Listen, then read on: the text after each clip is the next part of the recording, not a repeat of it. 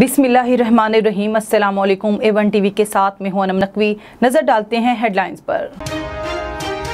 NCOC का corona पाबंदियों में एक हफ्ते की तोसी का फैसला। 24 हसास अजला में तालीमी इदारे मजीद एक हफ्ता बंद रहेंगे। जराये के मुताबिक तोसी का फैसला कोरोना सूरत हाल और हेल्थ सिस्टम पर दबाव के पेश नजर किया गया।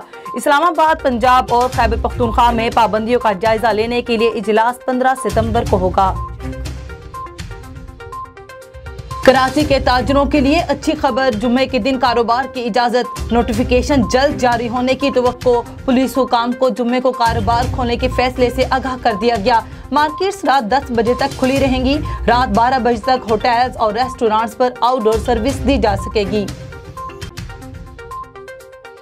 Army chief general Qamar Javed Bajwa से कतर के नायब वजीर आजम और वजीर खारजा शेख मोहम्मद बिन अब्दुर्रहमान अल सानी की मुलाकात। बाहमी दिलचस्पी के अमूर, अफगान सूरत हाल, इलाकाई सलामती और दो तरफा ताल्लुकात पर बातचीत। ISPR के मुताबिक आर्मी चीफ का इंसानी हमदर्दी की बुनियाद पर अफगानिस्तान की इमदाद के अज़म का इरादा। सिपा सलार से डायरेक्टर CIA विलियम बर्नर ने भी मुलाकात की। विलियम बर्नर ने खिते में इस्तेहकाम और इनखला में पाकिस्तान के किरदार को सराहा।